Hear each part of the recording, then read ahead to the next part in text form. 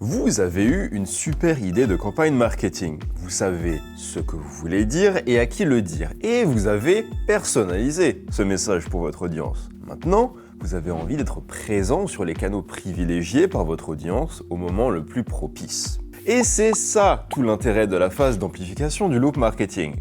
Et je vais pas vous mentir, quand on arrive à cette phase d'amplification, une entreprise peut très vite se planter si elle ne s'y prend pas correctement. Coucou tout le monde, c'est Amiel de HubSpot et dans cette vidéo, on va voir ensemble comment amplifier votre contenu auprès de votre public cible en 4 étapes simples, sans diluer votre message. Le tout en s'aidant de prompts IA que vous allez pouvoir réutiliser sans aucun problème. D'ailleurs, tout au long de cette vidéo, on va s'appuyer sur le kit IA qui est en description. On y a intégré une panoplie de prompts IA, des checklists et des conseils pour optimiser votre stratégie de loop marketing à l'aide de l'intelligence artificielle. C'est le premier lien en description. On y va ?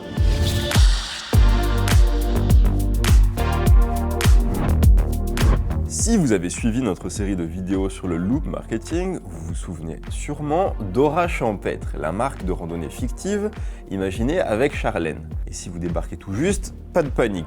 Vous pouvez retrouver les 2 premières vidéos sur notre chaîne. Amiel ? Oui. La marque, elle est fictive ? Oui. Mais du coup, ils sont allés où, mes 200 €? Dans notre simulation, on venait tout juste de lancer WAF. C'est une collection de combinaisons de rando assorties pour maître et chien. On avait défini notre audience et notre identité. Puis on a vu comment adapter notre message. Et nous aujourd'hui, on va parler de la 3e phase, l'amplification, qui consiste à maximiser... Oui. Quelle phase? Amplification. Cette phase consiste à maximiser la portée de la marque sur tous les canaux que notre audience utilise déjà. Eh oui, nous, on est là pour se faire entendre. On se lance.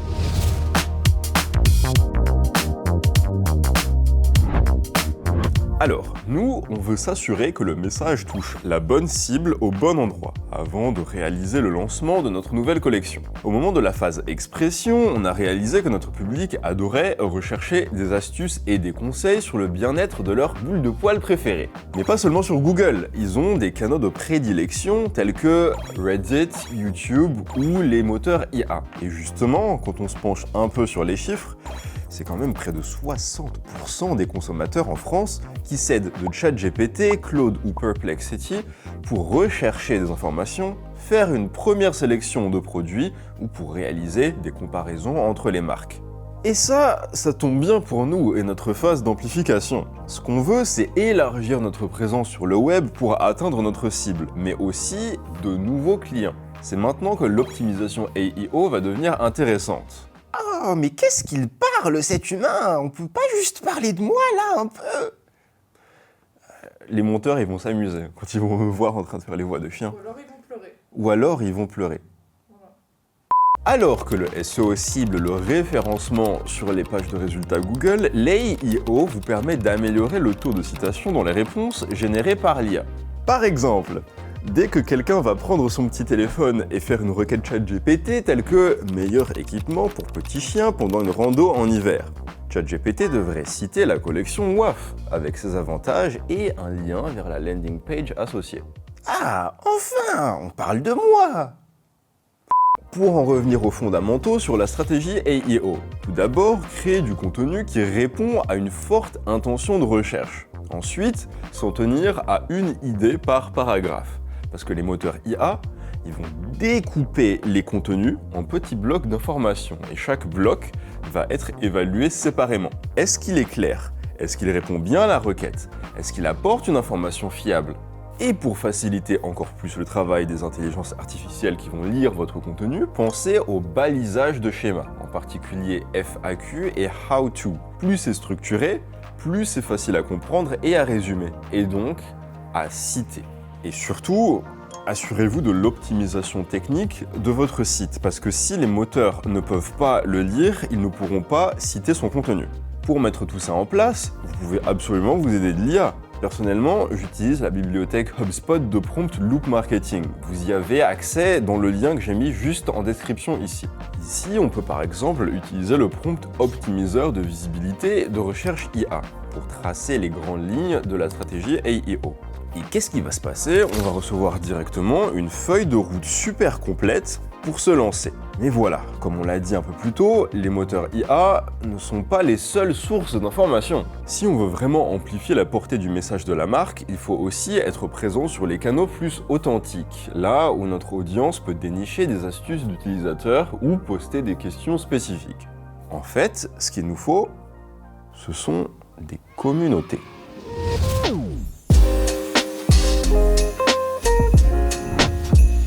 Alors, on sait depuis l'étape d'expression que le public cible de la collection WAF ne va jamais acheter un produit juste après avoir vu une campagne marketing.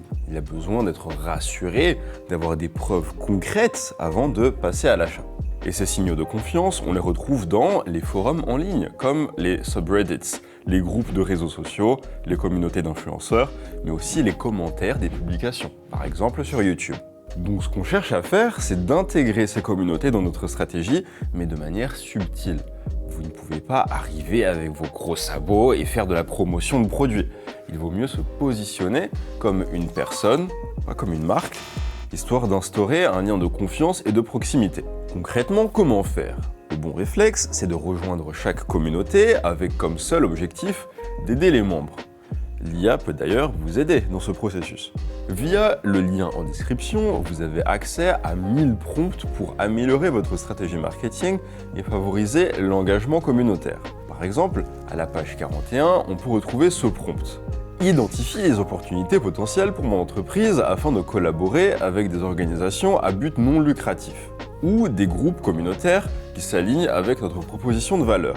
Après, on va régulièrement venir renforcer notre présence en répondant aux questions et en donnant des conseils utiles. Par exemple, on peut utiliser des réponses sauvegardées pour réagir aux questions fréquemment posées. Et on commence petit à petit à devenir un pilier de la communauté et à créer de la fidélité. Et là, vous allez me dire, mais Amiel, comment les gens vont-ils faire pour faire un lien avec votre marque? C'est pas du tout ce que j'allais dire. On va supposer que c'est ce que tu allais dire. Excellente question. Ce qu'on va faire, ça va être d'utiliser notre profil pour rediriger les membres vers nos lead magnets, ces liens qui vont nous permettre de créer des leads. Ça va ouvrir la porte vers notre site web sans spammer avec de la publicité déguisée, ce qui pourrait vite vous valoir un ban.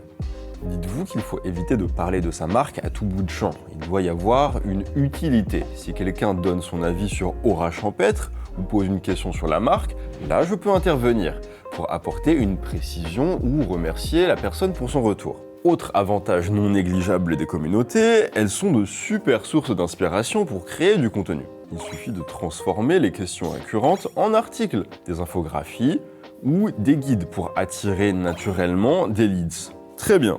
Ne serait-il pas temps de décliner et partager notre contenu sur les canaux de prédilection de notre audience?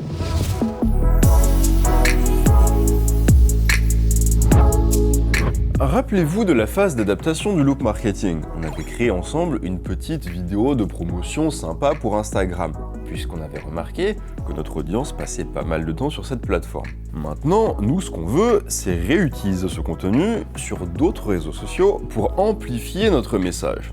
C'est à ce moment précis que beaucoup d'entreprises peuvent se planter. Aujourd'hui, c'est plus de 70% des marketeurs qui utilisent entre 3 et 8 canaux différents pour activer leur stratégie marketing. Donc l'idée n'est pas juste de répéter la même chose à des moments aléatoires, ça n'aurait aucune valeur ajoutée pour l'audience. Il faut repérer les moments à haute intention de votre cible pour créer des points de contact aussi opportuns que possible. Ça implique forcément d'adapter chaque contenu au code de chaque plateforme pour maintenir une présence cohérente sur plusieurs canaux simultanément.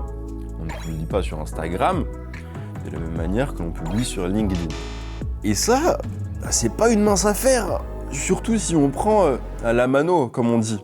En revanche, utilisez l'IA. Et là, on parle.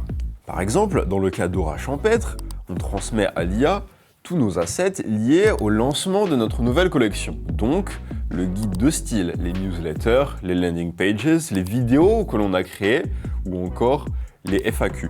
J'ai demandé à l'IA de réadapter tout ça de manière à les publier en format court sur plusieurs plateformes différentes. Il décline tous ces supports de lancement en 20 contenus au format court pour les réseaux sociaux.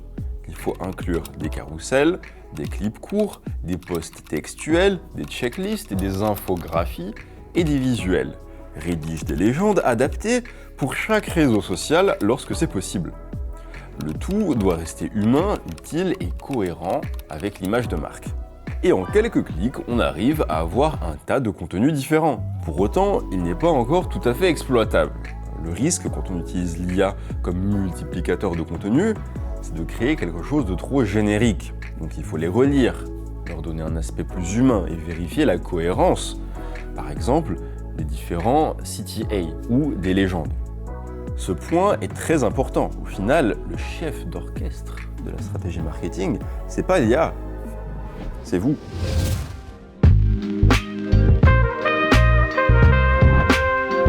Bon, à ce stade, on a l'air plutôt prêt à lancer notre campagne marketing sur la collection WAF. Hâte de devenir une vraie mascotte. Mais ce qui est vraiment génial avec la phase d'amplification du loop marketing, c'est que l'on obtient des données concrètes sur les formats qui créent le plus d'engagement, les messages qui convertissent le mieux ou les contenus qui amènent le plus de trafic. C'est ça qui va nous permettre d'améliorer les prochains cycles. Sauf que pour exploiter ces données, il faut avant tout s'assurer que l'écosystème remonte bien toutes les informations importantes. Donc avant de lancer cette fameuse campagne, on va faire un dernier check. D'abord, on vérifie que le processus d'enrichissement des données soit bien fonctionnel.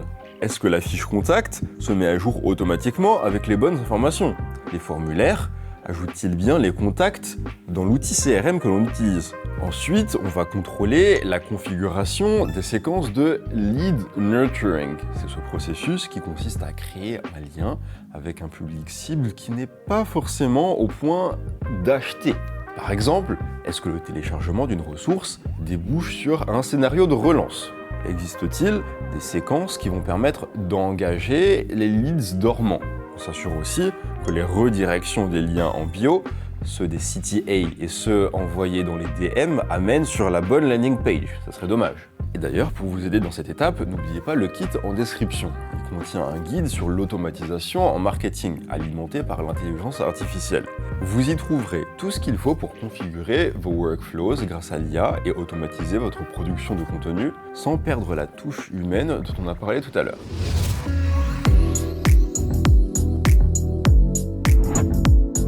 Ça y est, la campagne est prête à être lancée. Maintenant, vous aussi, vous avez toutes les clés en main pour diversifier votre campagne de marketing sur les canaux de prédilection de votre audience. Désormais, il est temps de passer à la dernière phase du marketing et pas des moindres, celle de l'évolution. Elle vous permet de surveiller les performances de vos campagnes et d'optimiser votre stratégie en temps réel à l'aide de l'IA. On en parlera en détail dans une prochaine vidéo. N'oubliez pas de télécharger notre kit IA gratuit en description. Vous y trouverez une multitude de prompts IA prêts à être utilisés, mais aussi des conseils pour aider votre entreprise à intégrer l'IA dans ses processus et à activer le loop marketing.